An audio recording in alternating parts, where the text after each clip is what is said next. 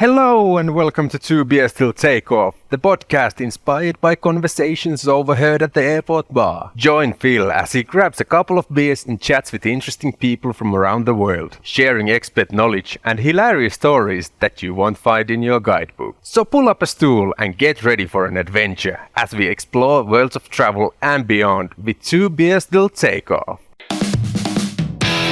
4 hours in a Taliban headquarters. I had dog meat in Laos. Was it golden retriever? Smack a dirty old smooch on our beautiful fish right here. He didn't die, but he fell down the side of the mountain. Hello and welcome to Happy Hour. My name is Phil, and in today's top 5, we're going to do a bit of a situational exercise. The situation is your passport gets restricted to 5 countries. Which 5 are we going to pick? So this will be at the end of the episode. But now, let's get to meet our guest. Max is a videographer, backpacker, and TikToker from Massachusetts. As a kid, he fell in love with filming skiing videos, which eventually led him to his career of videography.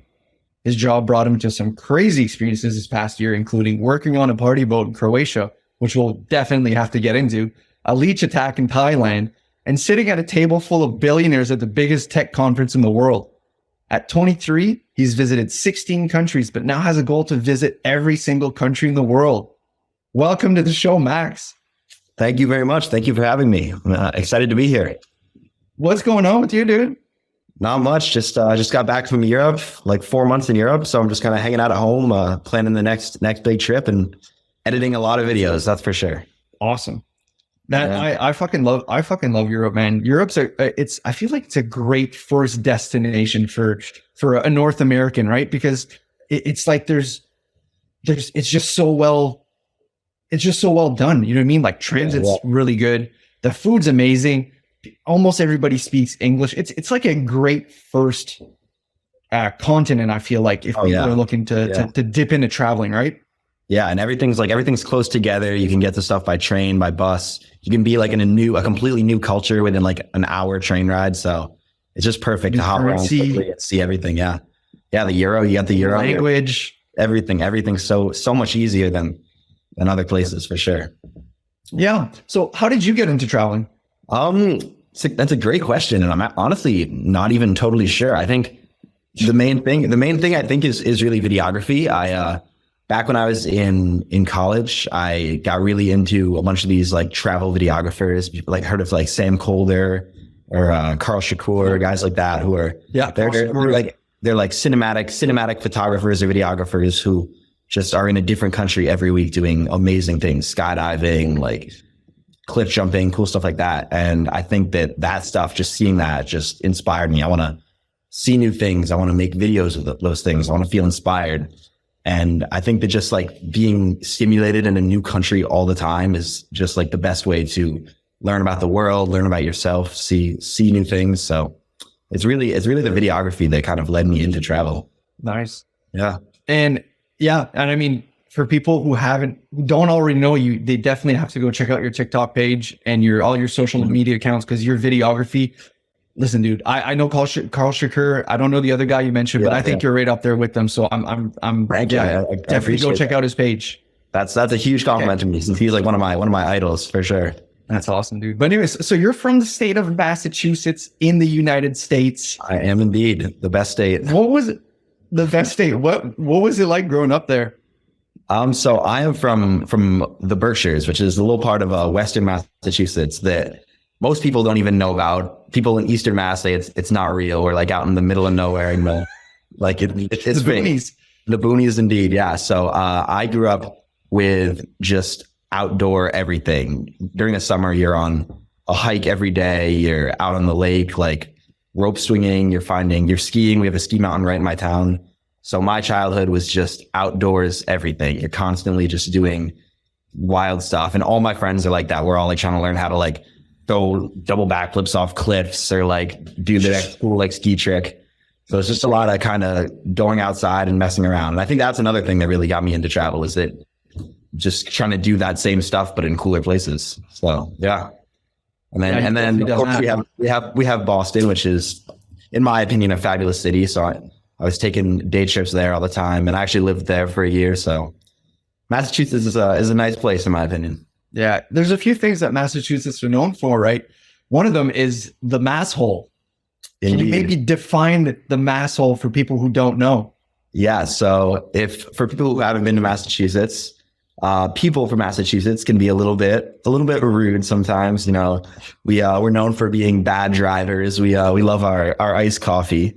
So the Masshole is that classic person. They're a rowdy Patriots fan or Bruins fan. They will probably cut you off in traffic and then flip you off. But very, very Dunkin' Donuts at you. Yeah. What's that? Throw their Dunkin' Donuts at you. Indeed. They'll have one Dunkin' Donuts to ship and one to throw out their window at your car. So that's the Masshole in a nutshell. So Massachusetts is also known for another thing. It's known for its accent. We indeed have a pretty wild accent. And I was wondering if you could maybe sample some of that beautiful accent to the people who don't know the Massachusetts accent. I can try. I'm from Western Mass, so it's not exactly my it's more the Boston accent, so it's not my forte, but I'll give it my best shot. So you gotta have like that we don't pronounce our R's at all. So you park the car at Harvard Yard, you're driving around Southie, kid. You gotta get your donkeys and watch the Celts, kid, you know? That's my Boston accent. It's not perfect, but so that's a great sample right there, man. I feel like I was in a Boston Garden. I'm glad I could do that. Sorry, the Garden, right? The Garden. No R's. So you said you lived in Boston for a year. Mm-hmm. What are maybe some of the hidden gems that you've seen in Boston that most people don't know? That if people from outside are looking to come to Boston, they want to hit those hidden gems. Where would you recommend? All right. Yeah. I mean, so I think Boston is just the perfect city to walk around. So whenever anyone asks me what to do in Boston, I say, just walk around, hit the North End, hit Back Bay and Beacon Hill. And there's all these beautiful, beautiful little neighborhoods that you can just walk around and kind of see the city. Hidden gems. It's a good question. I think maybe if you get outside of Boston a little bit, the North Shore has some really nice beaches and stuff. I think another thing, it's not really a place, but the blue bikes in Boston. Biking around Boston is the absolute perfect way to see it. Big bike guys. So I think that's maybe not a hidden gem place, but a hidden gem way to see the city. So that's what and I think it sounds like it pairs really well with the good drivers in Boston, right? It does, yeah. Bike through the bike lanes, drivers flipping each other off. It's chaotic, but that's Boston. That's good, man. Yeah. So you've had a chance to film for some artists at the concert series Boston Calling. I did. How was that? That was an interesting experience. I had moved to Boston and I wanted to go film Boston Calling, and I had zero connections to anyone at the festival, anyone playing the festival, anyone working. So I just got on Instagram and I just DM'd every single artist that was playing the festival. I'm like, oh, maybe someone will answer. And I think 2 weeks went by and I heard nothing. And then one day I had already kind of forgotten about it. I had kind of given up. I was like, it's not going to happen. And I just get a call from this local rap group actually. And they brought me to the festival. I actually filmed some other concerts for them. I hung out with them at the VIP tent. I got to go on stage with them and film everything. And I now have kind of connections with them. I haven't talked to them in a couple months, but we're still kind of, we follow each other on Instagram and I can kind of hit them up whenever. So that was an amazing experience. And that kind of shows the power of just reaching out. You never know what will happen. I ended up on stage. I was eating oysters on a half shell at the VIP tent with a rap group. It's pretty awesome to be a videographer for sure. That's wild, man. Well, yeah. All because of a DM, eh? Just all because of 60 DMs, but one happened to work. Yeah, exactly. Yeah. So you're a really talented videographer. Can you share your journey, how you started from skiing videos and all the way to it being your full-time job? Yeah. Well, thank you very much. Yeah. So as I said, I'm from the Berkshires, which is all you can do is just be outdoors. So when I was probably 12 or 13, me and all my friends got GoPros. We were watching all these YouTube guys who just ski and cliff jump. And we're we want to make videos like that. So we would just spend our winters skiing and making videos of doing all the crazy stuff in the terrain park, trying to send our first front flips and back flips. And then we'd spend our summers cliff jumping and making random videos of kind of whatever we could think of. And as time went on and I got to college and I started seeing all these YouTubers who were making these kind of similar videos, but just at a much higher level with real cameras, and they're traveling the world and doing it, I was like, wow, I really want to do that. So I kind of spent all of college having a camera by my side as a hobby. I was doing videos with my friends. I had some classes. I was doing it for like the soccer team at my school. And eventually, I graduated and I thought like, this is what I want to do. Like I'm going to find a way to do it. And it really was TikTok that actually kind of made that take off. I moved to Boston. I started posting a bunch of videos on TikTok, and eventually the right people noticed, to the point where I had like these big companies who were asking me to make videos for them. People inviting me to like come shoot like grand openings of bars and stuff like that. And so, yeah, I just kind of started making more and more videos and building connections until I got to the point where I could travel and do it. And so, yeah, that's where I'm at now. That's awesome. And is that what you studied in university or in college? Sorry. No. So I studied biology. I originally had a dream of being like a bioengineer. And I think freshman year when I got the camera, I realized, you know what, I'd rather do this, but I'll keep going with college and have a backup plan. That's definitely a good backup plan. Yeah, for sure. So when you're making a video, do you start from, or when you're editing a video, do you like start from the song? Do you listen to a song, you're like, oh fuck, like I can make something with this? Or do you go vice versa, doing, kind of starting from the video and then adding a song to it? Yeah. So it's honestly a big mix of both. There are definitely times where I'll be scrolling through TikTok and hear a sound, or I'll just be listening to music on my phone, and I'll just immediately have an idea. Like, this song gives me this feeling, and I know a video that I could make with this feeling. And then sometimes I have a video and I just scroll for hours and hours just trying to find the perfect song to like fit the feeling, and it's always a struggle. So yeah, definitely a bit of both, kind of whatever happens. Yeah, like for, I guess just going over your content, for me, one of the things that really was like, I first of all, your content, it just feels like a breath of fresh air. Yeah. Thank you very much. I go through a lot of TikTok traveler stuff, different type of content. Yeah. A lot of it's pretty similar. And I just found that yours, I don't know, it's very artistic. Yeah. It's, and I think the word that I kind of gravitate towards is feeling. Like I get a feeling of what you're doing. Like you're trying to make me feel something, and I feel it. And like, you know what I mean? Like the artistic way. Like there was a video where you're on top of a building and you're asked the guy like, hey, do you mind if I go on top of the building and record? But like just the little things, the fucking the hand going through the grass, and like I was just like, fuck man, like this is the song just kind of mixes right in, and I'm like, man, like, wow. Well, yeah, I mean, awesome. Thank you so much. Because that's kind of like, as a videographer, like, or I think any artist, like your goal is to make someone feel something, either what you're feeling or what you're trying to portray. So like, that's perfect. That's exactly what I'm going for. You're doing good, dude. Thank you. With that amount of compliments that I've been throwing at you. All right. Not gaslighting. I'll take them. So I want to use your expert videographer skills, and I want you to, and I want you to maybe peek into consulting a little bit. I want you to have a look, maybe at my Insta page, maybe at my I need some tips. I know I'll never make it to Max. I want to make it to like Max at like 15 doing those skiing videos. Okay. All right. I mean, hopefully, I don't know if I'm an expert, but hopefully I can somewhat help. Yeah. How can I improve?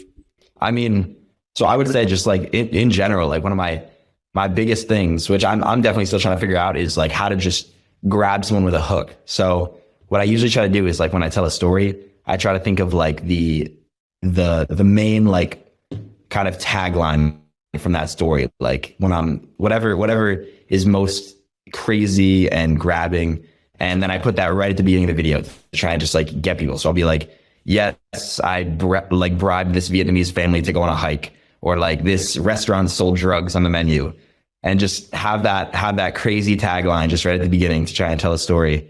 And then as far as like videos go, just as I said, like as you were saying, kind of like try and like think of what video makes you feel something, you know? So like when you're trying to make a video and you see this really, really cool shot, which like, and it just seems like it's awesome, but then it doesn't necessarily make you feel what you want to feel. You got to think like, is that what I should include in a video?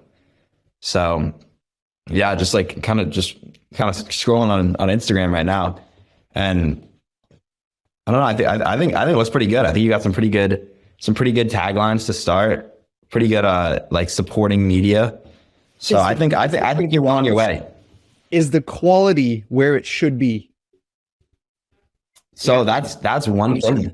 That's one thing that I've started to kind of find story over quality every time. I have had some videos. I've had some videos where I didn't have camera clips to put on this story, but I had some that I'd snapped on my like iPhone 8. This was like back in the day. And I'm like, you know what? I'm just going to put these crappy videos and hopefully give people some context with those. And these videos got like a million views on TikTok, like hundreds of thousands of likes. And so I started to realize that great camera quality, of course, is important. Try and watch some YouTube to get the best settings and all that.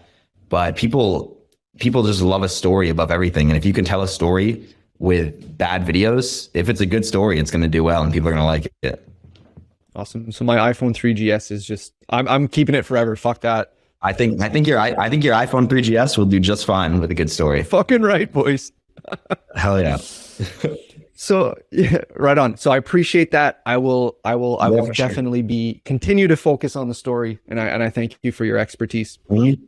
Of course. So you've got the opportunity to arguably have a dream job for a bit of time. You were working on a fucking party boat.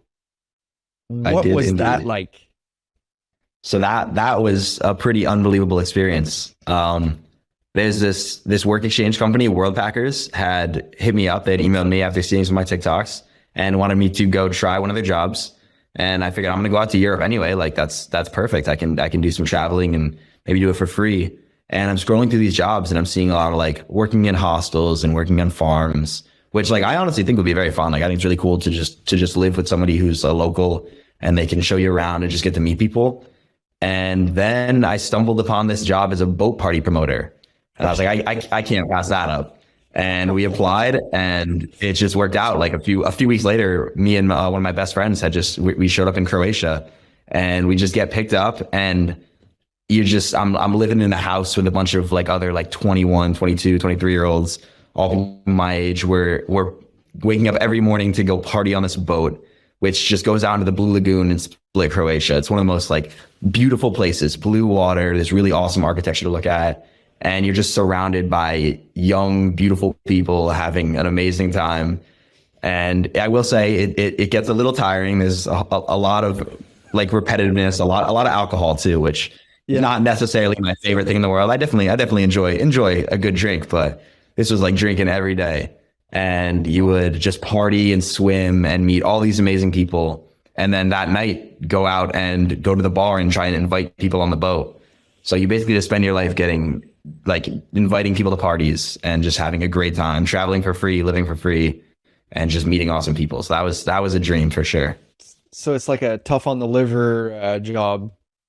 Yes, indeed. I mean, I'm not the heaviest drinker, so I was able to kind of coast by on a minimal amount of alcohol, but there were definitely some days where I felt it, where you wake up after a day of a boat party and a night of clubbing and you're like, oof, I need a break. Like dehydrates you, right? Like the sun and oh yeah. And then the boat is like tipping around and people are starting to get like seasick and whatnot. But those are the few negatives. I would say the positives heavily outweighed the negatives for sure. And like I met so many awesome people who I'm still friends with now. So it was like a dream experience. Nice. Any crazy stories from that? Yeah, there were a couple crazy stories. We get a lot of rowdy bachelor parties on the boat. So there were some wild ones like that. I found the bachelor wearing my shirt a couple times. I had taken my shirt off and I found him wearing my shirt.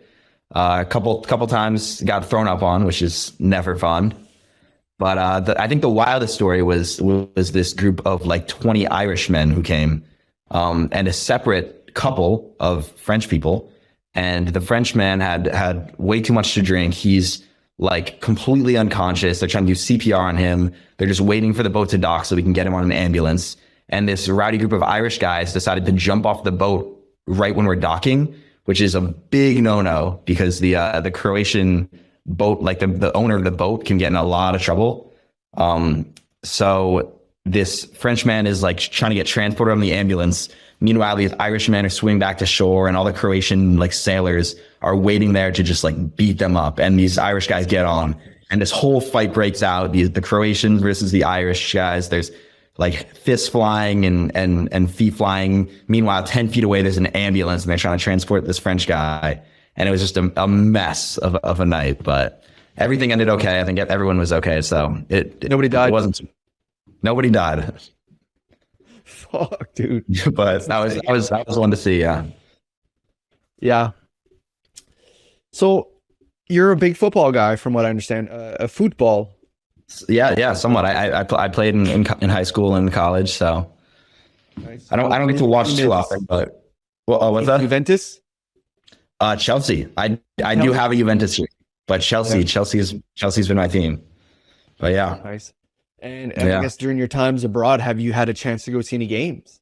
So I did not get to see any in person, unfortunately. I was traveling in Madrid when there was a big Real Madrid game, but it was sold out. We tried to go. I was in Amsterdam when there was a big Ajax game, but we couldn't make it either.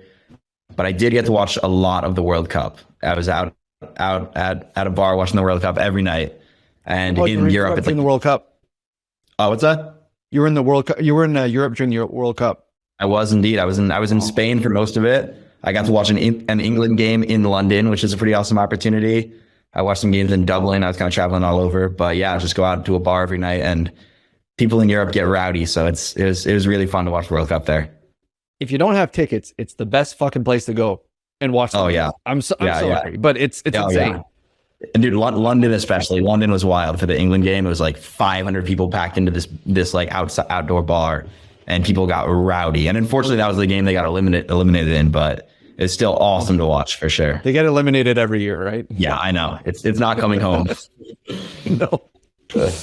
No. I came across one of your videos. I think it was you had your Juventus jersey in Naples, and yes. you were getting some shit for that, and it just I got a lot of shit for that. I think of a story. So I was in fucking Brazil, and when I'd go to a different state, every time I go to a different state, I'd buy that, like, so I was going to like Bahia next. So I was like, all right, I'll get the Bahia jersey, or I was going to Minas Gerais. So I was like, all right, I'll get the Minas Gerais jersey. You know what I mean?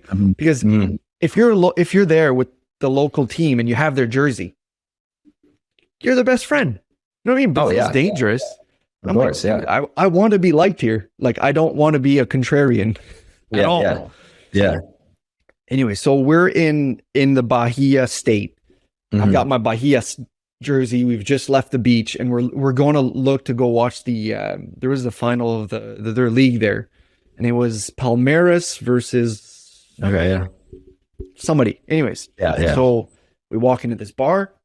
I've got the local jersey, and then everybody turns around and looks at me in the bar and just starts yelling. And they all have Palmeiras colors. Oh, no. And my buddy nudges me and he says, "Don't say anything. These guys are soccer hooligans." Yeah. And I'm like, oh, fuck. So basically, I just like was like, I don't fuck, like, my buddy he speaks Portuguese. So he's just like, hey, like, but like, he doesn't know, like, he's just dumb tourist. Like, don't worry about him. And then they eventually stopped yelling. They scored. Luckily, they're all starting to cheer and shit. Yeah. They're setting off fucking fireworks. Oh my gosh, that's crazy. Yeah. So I eventually bought a couple of the guys a beer, and we were all good. But it was just just kind of a lesson in soccer, man. Some of these countries, man, they take it fucking seriously. Not the US. They take it really seriously. Yeah, I know. Yeah, you take it very fucking seriously. But holy shit, yeah. No, they'll get mad if you're wearing like their opposing team's jersey. Sometimes you got to think about that. Yeah, but no, man, definitely something you should check out next time you're abroad. Like, we went to a game in Colombia in June, and dude, bonkers. I'm sure that sounds like a blast. Yeah, I love how wild they get.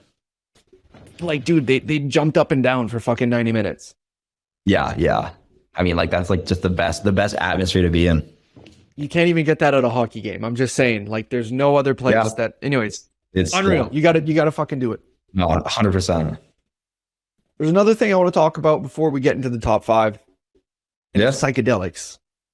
All right. So I want to talk about psychedelics because I think we're living in a time where it's really interesting when it comes to psychedelics. Yeah. We're discovering that there's potential health benefits in terms of mental health. Experts believe that, proper application of these drugs can potentially help, with PTSD, anxiety disorders, depression. And like in Canada, for example, we're now seeing that there's medical practitioners that are allowing clients to come in and do the drugs supervised for like therapy, like ketamine, LSD, psilocybin. Yeah. What are your thoughts on this?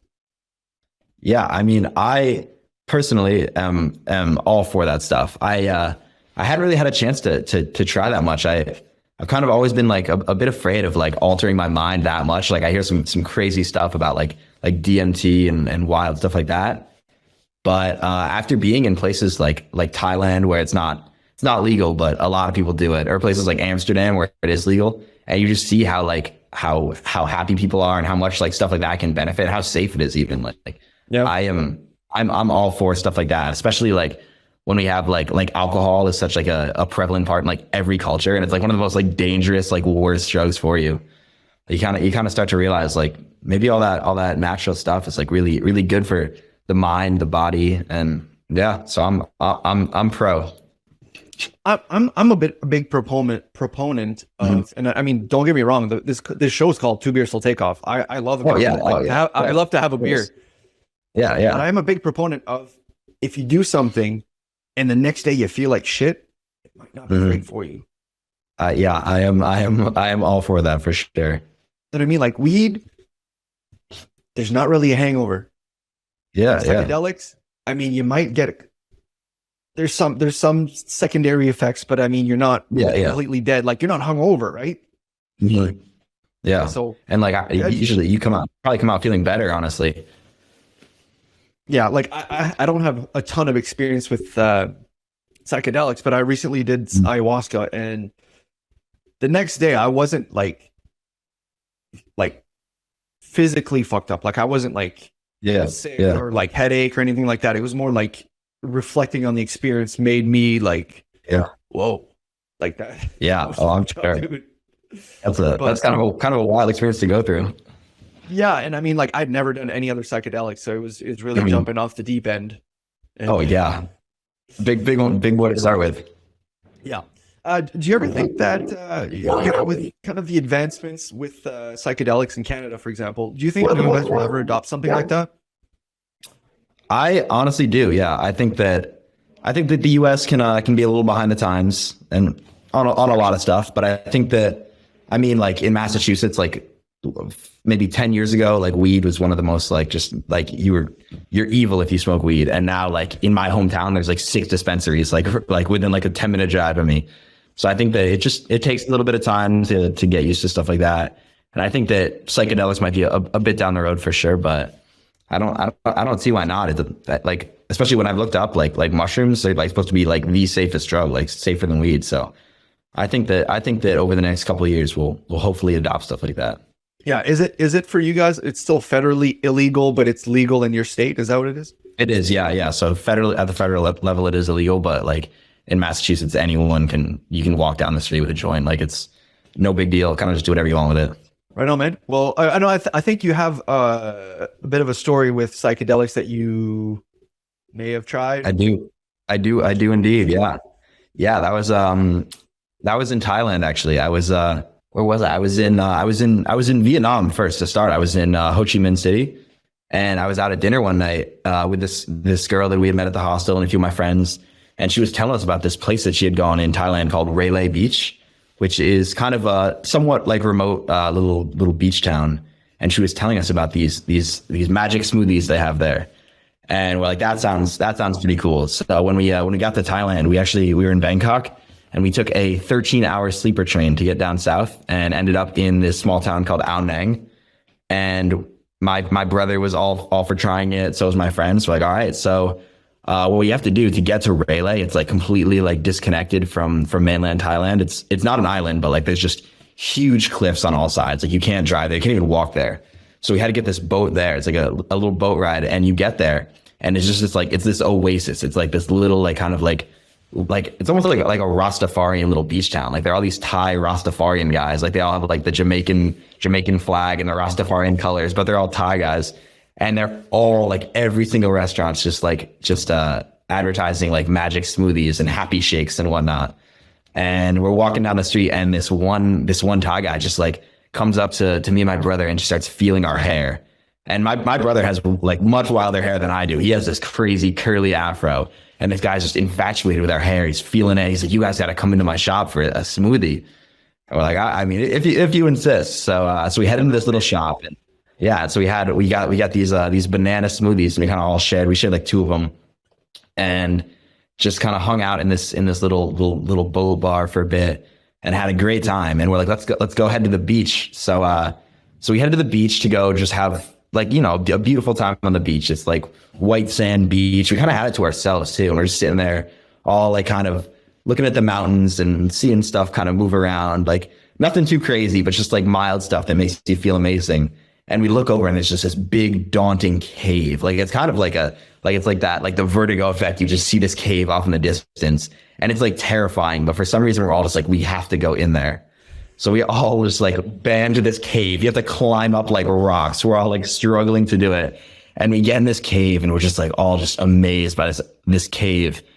And we turn this corner, and my brother had gone ahead, and he turned this corner, and we turn the corner, and he's just not there. And all we see is like 100-foot drop. And me and my friend just start freaking out. We're like, where did he go? Like, we're trying to like look down this 100-foot cliff for his body, like trying to figure out what happened. We cannot figure out. And we're not in the right mindset to really like be dealing with this stuff, be dealing with like a missing brother on a 100-foot cliff. Oh. And some other people ended up entering the cave, and we're freaking out. We're trying to get some help from them. We're all yelling his name, no answer. I'm like freaking out, trying to figure out like what we're gonna do, like how we're gonna like find him, like if we have to call like the National Guard or something. And like this is like a remote beach town, like we're freaking out. And then all of a sudden he just pops his head out of this little hole, and he's like, "Yo, come check this like little ledge I found." And we're the day was saved, thankfully.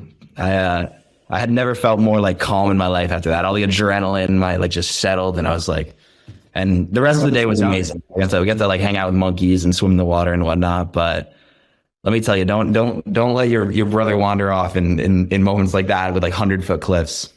No, you need a leash. Yes. You know what I mean? Like bind yourself to somebody else so you don't lose people, because losing people induces paranoia a little bit, right? Yeah. I think he was just like so amazed with everything. He's just walking around and just wasn't paying attention. But no, not a fun experience right there. So was it your first time trying? It was in my first and most recent. I haven't really tried anything since then. But yeah, it was a great time. With that one exception of that like 10 minutes. Yeah. So learn a bit on this. Skip the leashes, boys, and yes, indeed. Everybody. I'll tie yourself together. Yeah. All right. What do you say we get into the top 5? Yeah, let's do it. All right, buddy. So in this one, to remind the people listening, we are doing a bit of a situational exercise. Max and I, our passports have been limited to 5 countries, meaning that we can't go to any other country except for these 5.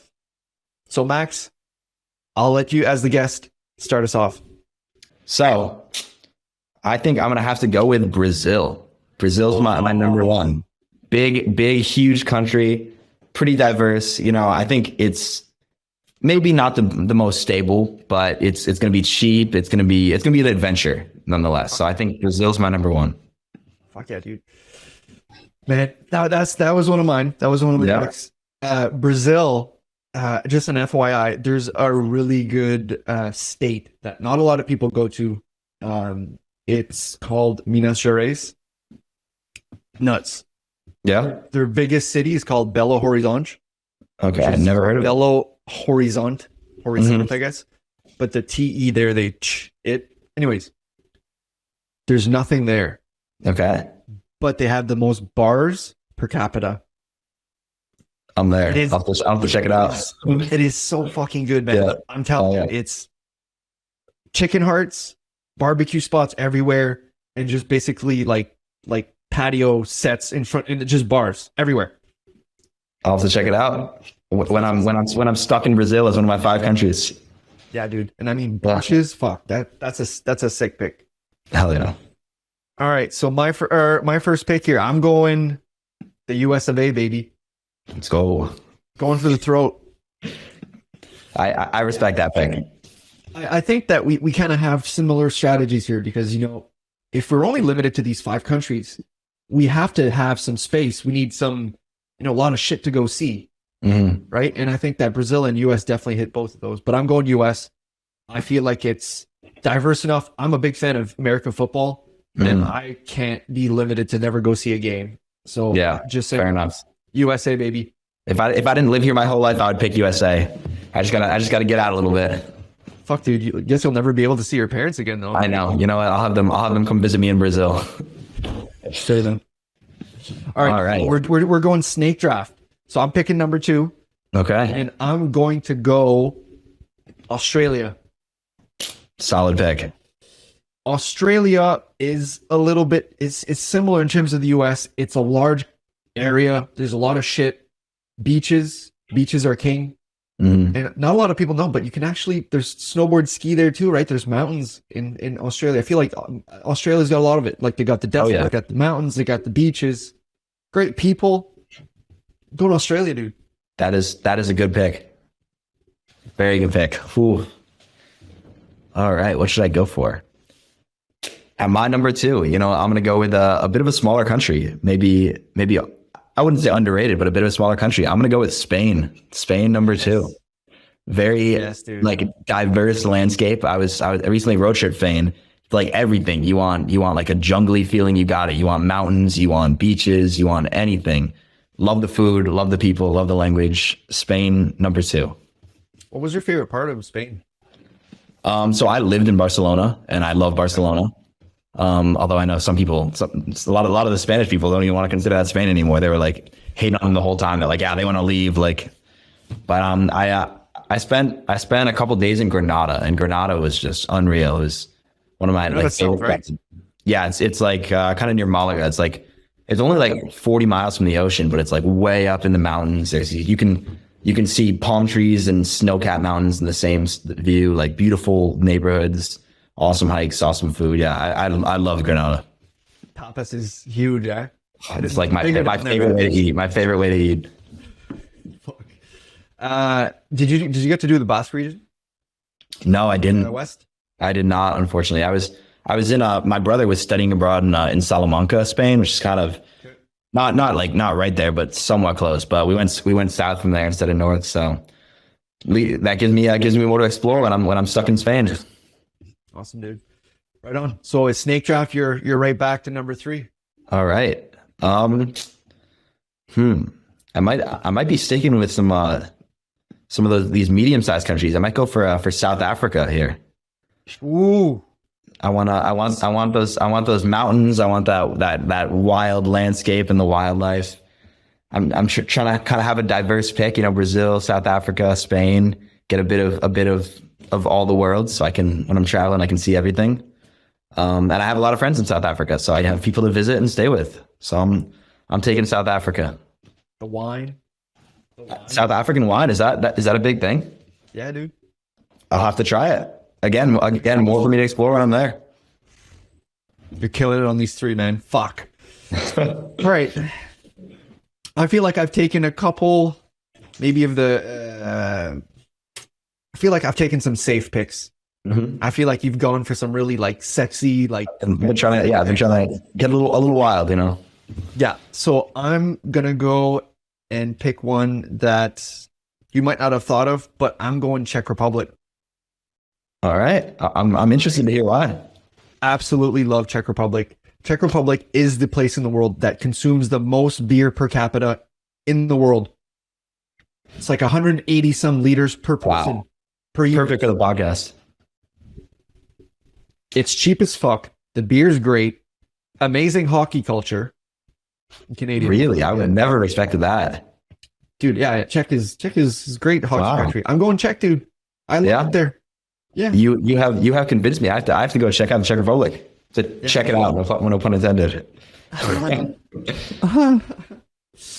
Okay, so I'm going Czech Republic. And this one here, I'm going with an undeniable pick here. Maybe the smaller country, you picked a couple small ones, and Czech Republic's another small one. So I'm going to go with another small one, but I'm going to go with maybe the GOAT in terms of food. And I'm going Italy. That is a fabulous pick. Italy, I feel like, is broken down in so many different regions that it's a bit like Spain. Like, you could do different types of different areas, and there's different experiences. You could do the north with the Milan and see, near the mountains. You do the south, Sicily, Tuscany. There's just so much shit. Rome, heard of it? Absolutely. I'm a huge Italy fan, so I'm all for that pick. Like, the only thing that sucks about Italy is the crowds. Yeah, because of how awesome it is. Yeah, it can get crazy. I was there in September for a couple weeks though, in like the Amalfi Coast. It wasn't bad. End of September is perfect. Like, not too busy. Kind of had everything to myself. And it was still warm enough to go swimming, but like not like deadly hot. It was great. September in Italy is like perfect. Completely agree. I was considering Croatia, but I just feel like you kind of get that food. The food's better in Italy. Yeah, same type of landscape, similar type landscape. Yeah. You get they're just across from each other. So I just had to go with the upgrade, the blue chip pick of Italy. I'm all for that. Fabulous pick. All right, number 4. I'm gonna go. So I've got USA, I've got Australia, I've got Czech Republic, and I've got Italy. So I'm. All right, so you got 4. Right, I have Brazil, Spain, South Africa. Okay, I'm going Thailand. Yeah, I feel like you were gonna pick it again. I'll Thailand. You sold me with the experience. Raleigh sounds like an amazing place. Listen, I think food is sick. So good. Beaches are sick. Amazing. Cheap as fuck. Indeed. I'm sold. Thailand's like a fabulous pick. Thailand was amazing. Damn, I'm gonna have to. So you're down to your next 2 picks. Okay, I'm gonna go for my number 4 here. I'm gonna go India. Oh, I think that I actually haven't been to India yet, but that's one of like the top places that I want to go to. It just looks, again, like pretty big country. I think that it just has so much to offer. You have crazy mountains in the north, like beautiful beaches in the south. Amazing food, wild culture. I think kind of an up and coming country that, will hopefully be more developed in the coming years. But like you still get that kind of wild feeling of adventure. So I think that India is my number 4. Hell yeah, dude. I really like India. This year, I really want to get to India. India is one of those places in Asia that I just have not gotten to get to, and I really want to. So India is number 4. And then number 5, I'm going to go for another kind of small country, a little adventure type country. I'm going Iceland. Ooh. So I have heard, unfortunately, Iceland is very expensive. So that might be a quick little trips here and there, but it just looks unreal. I have a friend going there for a ski trip soon, actually, which I didn't even really know skiing was big there, but I can ski there. Just the most unreal landscapes, waterfalls. Just, it seems like the perfect place for an adventure, to just go out on your own and just explore. And that's like what I'm all about. I just want to like kind of just find things off the beaten path. So Iceland, number 5. It is a smaller country, like you said. Mm-hmm. I think it's definitely fucking very. There's a lot of shit you can do, like you said. Oh yeah, so much beauty in a small land, in a small country. But yeah. The only thing that would keep me away, and has kept me away, I guess, is the prices. But yeah, I've heard it. Unfortunately, I've heard it's very expensive, so it might be a couple of years before I'm there. But yeah, dude. But I mean, I've never heard a complaint about that place. Yeah. I've only heard great things, so like I have to check it out. Yeah, but no, that's a great pick, dude. So listen, just to recap here. So Max has Brazil, Spain, South Africa, India, and Iceland, and I went with USA, Australia, Czech Republic, Italy, and Thailand. So this will be up on Sunday. So go ahead and vote on the Insta to see who wins. I'm interested to see. You got some good picks there, so I might not be able to compete, but who knows? I'm excited for it. Yeah, for sure. So Max, I guess last question for you, buddy. What's next? What's next? Oh, so that's a good question. I'm somewhat trying to figure out still. I think I'm gonna be traveling around the U.S. for the next like month or two. Just trying to do some work, do some video stuff, kind of get the bank account looking nice so that I can hopefully travel more.